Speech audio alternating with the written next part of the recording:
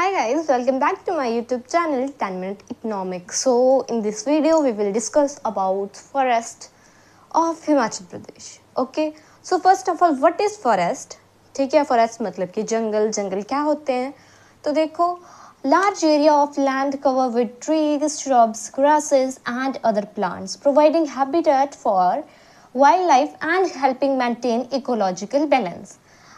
ये क्या है, फॉरेस्ट क्या है? एक लार्ज एरिया है जो किस चीज़ से कवर है? प्लांट से कवर है, श्रब से कवर है, वाइल्ड लाइफ से कवर है। मतलब वहाँ पे क्या है फॉरेस्ट में, अगर आपके पास उसमें बहुत ज़्यादा मतलब क्या है पेड़ होते हैं फॉरेस्ट में, और वहाँ पे क्या है आपके पास जंगली जानवर भी रहते हैं, ठीक है, बहुत ज़्यादा अलग अलग स्पीसीज़ के, ठीक है। और फॉरेस्ट देखो वहाँ पे श्रब्स होते हैं, ग्रासेस होती है और plants providing habitat for wild life and helping maintain ecological balance.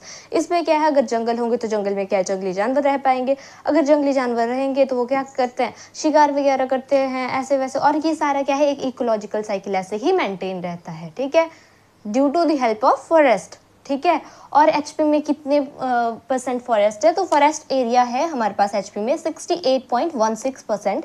And target क्या है 2030 तक गवर्नमेंट का कि फॉरेस्ट एरिया कितना बढ़ा दिया जाए, 30% और बढ़ा दिया जाए 2030 तक, ठीक है। और नेक्स्ट बात की जाए, सबसे कम फॉरेस्ट एरिया वाले डिस्ट्रिक्ट कौन सा है एचपी में? तो लाहौल एंड स्पीति है सबसे कम फॉरेस्ट एरिया है, जिसके पास कितना 1.15% फॉरेस्ट एरिया किसके पास है? लाहौल स्पीति के पास। और सबसे कम फॉरेस्ट एरिया है लाहौल स्पीति के पास। बात की जाए सबसे ज़्यादा फॉरेस्ट एरिया है कहाँ पे, तो सिरमौर में सबसे ज़्यादा फॉरेस्ट एरिया है विच इज़ 49.33%। तो सबसे ज़्यादा फॉरेस्ट एरिया किसके पास है? सिरमौर के पास। और सबसे कम लाहौल एंड स्पीति के पास। तो बात की जाए फॉरेस्ट कितने टाइप्स के होते हैं, इनकी क्लासिफिकेशंस की, तो चलो देखते हैं कितने इसकी क्लासिफिकेशंस, फॉरेस्ट की क्लासिफिकेशन। अगर बात की जाए कि फॉरेस्ट कितने टाइप्स के होते हैं, ठीक है, तो फॉरेस्ट को बेसिकली 3 क्लासिफिकेशंस में डिवाइड किया गया है। जो फर्स्ट क्लासिफिकेशन है वो है आपकी ब्रॉड क्लासिफिकेशन, सेकंड है classification of forest by legal and ownership status, and third one is basis on the basis of zone. की क्लासिफिकेशन क्या है, जोन के बेसिस पे की गई है। जहाँ जहाँ पे ये ट्रीज फाउंड की जाती है वहाँ पे क्या है, उस जोन के हिसाब से वहाँ पे ये बांट दिए जाते हैं फॉरेस्ट, ठीक है। पहले बात की जाए हमारी ब्रॉड क्लासिफिकेशन की, तो देखो सबसे पहले इसमें आते हैं 2 टाइप्स के फॉरेस्ट। कौन कौन से? Coniferous forest and broad leaved forest. Coniferous मतलब कि शंकु वाले शेप में, कोन की शेप में, ठीक है। तो ऐसे आपने देखे होंगे शिमला में, जैसे देवदार की आपके पास ट्रीज होती है, जैसे जो शिमला में पाई जाती है वो कैसी होती है, कोनिफेरस शेप की होती है, कोन की शेप की होती है, ठीक है। कोन होती है ना कि ऐसे, ये आपकी कोन, तो ये ऐसी शेप की ट्रीज होगी, मतलब ऐसे, ठीक है। और अगर बात की जाए आपकी कि कोनिफेरस ट्रीज होती क्या है, ठीक है, तो कोनिफेरस ट्रीज आपके पास कैसे होती है, कोन की शेप में होती है, और ये पाई जाती है आपकी कोनिफेरस फॉरेस्ट में ही। इनके ही नाम पे क्या है, कोनिफेरस ट्रीज के नाम पे ही आपका ये फॉरेस्ट का नाम भी रख दिया गया है, कोनिफेरस फॉरेस्ट, जहाँ पे सिर्फ कोन वाली शेप की क्या है ट्रीज पाई जाती है। Mainly found in area with long winters and moderate to high annual rainfall. Example देवदार, चील, etc. चील या चाइल, जिसको आप जो भी कह सकते हैं। तो देखिए ये ऐसे स्थानों पर पाई जाती है जहाँ पे क्या है, मोस्टली विंटर्स रहे या मॉडरेट से हाई आपकी रेनफॉल रहे, एवरेज रेनफॉल, ठीक है, या तो आप एनुअल रेनफॉल बोल लो। ऐसी जगह पे पाए जाएंगे जहाँ पे विंटर्स रहती है, जैसे आपकी शिमला में मोस्टली विंटर्स रहती है, ठंडा इलाका है, तो वहाँ पे क्या है, देवदार के वृक्ष पाए जाते हैं आपके। तो ये किस चीज़ का एग्जांपल हुआ, कोनिफेरस फॉरेस्ट के। तो क्या है, समझ आ गया होगा आपको coniferous forest. Next one is broad leaved forest. इसके नाम से ही पता लग रहा है, जिसके पत्ते, जिन ट्रीज के पत्ते क्या है, चौड़े होते हैं, ब्रॉड होते हैं, ठीक है।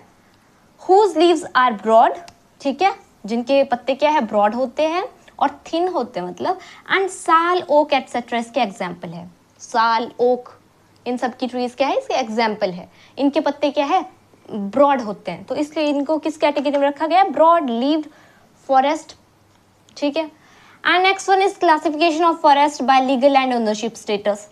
तो देखिए कि लीगल एंड ओनरशिप स्टेटस कि जो उसको ओन करता है, चाहे गवर्नमेंट ऑफ इंडिया है, चाहे कुछ है, जो भी इसको ओन करेगा उसके अकॉर्डिंग क्या है, इसको कैटेगराइज कर दिया गया है। First one is reserve forest. आपको नाम से ही पता लग रहा है कि रिजर्व फॉरेस्ट किसने, गवर्नमेंट के अंडर है ये फॉरेस्ट। उन्होंने वहाँ की जो भी स्पीसीज वगैरह होती है या जो भी वाइल्ड लाइफ होती है उनको क्या है प्रोटेक्ट करने के लिए उन्होंने क्या है कुछ फॉरेस्ट एरिया जो है वो अपने अंडर रखा होता है, ताकि क्या है लोग वहाँ ना जा पाए, ना वहाँ से वो कुछ भी पेड़ वगैरह की कटिंग कर सके या कुछ भी, ताकि क्या है वहाँ की जो नेचुरल हैबिटेट है वो क्या है डिस्टर्ब ना हो। ठीक है। Next one is protected forest, जिनको क्या किया जाता है प्रोटेक्ट, संरक्षित आपके वन, where habitat and resident wild species have protected under forest act. इसमें फॉरेस्ट एक्ट के अंडर क्या है वहाँ की जो भी वाइल्ड स्पीसीज होगी या जो वहाँ की जैसे मान लो बाघ वगैरह पाए जाते हैं कई एरियाज में, तो उन सभी की प्रोटेक्शन के लिए क्या है ये प्रोटेक्टेड फॉरेस्ट है। ठीक है। नेक्स्ट है आपके पास अनक्लास्ड फॉरेस्ट। अनक्लास्ड, ना वो आपके रिजर्व फॉरेस्ट में आते ना वो आपके प्रोटेक्टेड फॉरेस्ट में आते, वो क्या आ गया आपके पास unclassed forest. The forest and waste land other than reserved and unprotected, ये अनप्रोटेक्टेड है। जैसे आपके मान लो ऐसे जंगल जहाँ से क्या है आप लकड़ियाँ वगैरह लाते हो, घास वगैरह लाते हो, तो वो अनप्रोटेक्टेड है, वहाँ पे कुछ वो नहीं है, मतलब स्पीसीज वगैरह के लिए वहाँ पे कोई प्रोटेक्शन एक्ट या फिर आपके पास फॉरेस्ट एक्ट कुछ भी नहीं है, ना वो गवर्नमेंट के अंडर है। उससे आप क्या कर सकते हो अपने यूज़ के लिए लकड़ियाँ ला सकते हो, घास ला सकते हो, कुछ भी है। ठीक है। नेक्स्ट बात की जाए on the basis of zone. ठीक है, कि जैसे जैसे क्षेत्र होंगे उनके अकॉर्डिंग इनको बांटा गया है। ये 5 टाइप्स के इसमें ट्रॉपिकल, सब tropical, wait temperate, moist, deodar and kail forest and सब alpine forest. Okay, first of all tropical forest क्या होते हैं, फाउंड कहाँ पे पाए जाते हैं, foot hills of Shivalik and lower Himalayas. ये पाए जाते हैं शिवालिक के निचले भागों में और लोअर हिमालयस में पाए जाते हैं, और नहीं और कहीं जगह ये नहीं पाए जाते। इसके एग्जाम्पल क्या है, जैसे खैर हो गया, पुलई हो गया आपके पास, ये कहाँ पे पाए जाते हैं आपके पास लोअर हिमालयस में, शिवालिक की फुट हिल्स पे, यहाँ पे ये पाए जाते हैं। ठीक है, ट्रॉपिकल फॉरेस्ट। एंड नेक्स्ट बात की जाए सब ट्रॉपिकल फॉरेस्ट की। सब ट्रॉपिकल फॉरेस्ट क्या होता है, तो देखो लोअर हिमालयस रीजन में सब ट्रॉपिकल फॉरेस्ट है आपके पास। ठीक है, निचले हिमालयी क्षेत्र में। ठीक है, इसका एग्जाम्पल भी खैर है, साल ट्री होगी एक्सेट्रा, ये किस चीज़ के एग्जाम्पल है, ये कहाँ पे पाए जाते हैं आपके सब ट्रॉपिकल फॉरेस्ट में पाए जाते हैं। नेक्स्ट बात की जाए वेट टेम्परेट की। वेट टेम्परेट फॉरेस्ट होता क्या है, तो देखो Dalhousie, Dharamshala, Kangra and Palampur along with Dhauladhar ranges, यहाँ पे पाए जाते हैं। कहाँ पे, डलहौजी, धर्मशाला, कांगड़ा एंड पालमपुर, और कहाँ पे, धौलाधार रेंज में भी ये पाए जाते हैं। धौलाधार क्या ऑलमोस्ट बर्फ से ढकी रहती है, तो इसके एग्जाम्पल क्या हो गए, देवदार, पाइन। देखो ये आए ना, यहाँ पे बर्फ पड़ती है ना, तो देवदार कहाँ पे होता है, ठंडे इलाके में होता है। ठीक है, नेक्स्ट बात की जाए moist deodar and kail forest. Timber forest located in Shimla, Kotdhar, Nahan etcetera. ये बेसिकली टिम्बर के जंगल है, यहाँ पे टिम्बर बहुत ज़्यादा पाई जाती है, और कहाँ कहाँ पे होते हैं ये, शिमला में, कोटधार में, नाहन में एक्सेट्रा। ठीक है, और कौन कौन सी ट्रीज होती है यहाँ पे, हेजलनट, वॉलनट एक्सेट्रा। कौन कौन सी, जैसे हेजलनट हो गया, वॉलनट, आपका अखरोट, ये यहाँ पे बहुत ही अधिक मात्रा में यहाँ पे ये जो ट्रीज है ये पाई जाती है। ठीक है, नेक्स्ट बात की जाए सब एल्पाइन फॉरेस्ट की। तो सब एल्पाइन फॉरेस्ट कहाँ पे पाए जाते हैं, ऐसी हाइट पे 3500 मीटर की हाइट पे ये सब एल्पाइन फॉरेस्ट पाए जाते हैं। ठीक है गाइस, आई होप सो आपको यहाँ तक समझ आया होगा। अगर बात की जाए अब कि इम्पोर्टेंस क्या है फॉरेस्ट की, तो चलो बात कर। देखो अगर बात की जाए कि बेनिफिट्स ऑफ फॉरेस्ट क्या क्या है, कि क्या क्या हमें उससे लाभ मिलते हैं फॉरेस्ट से, तो देखो सबसे पहले है एनवायरमेंटल बेनिफिट। एनवायरमेंटल बेनिफिट बहुत सारे मिलते हैं। अगर आप बहुत सारे मान लो ट्रीज़ लगाते हो, ये ट्रीज़ वगैरह लगाने से क्या होगा, आपको फ्रेश एयर मिलेगी।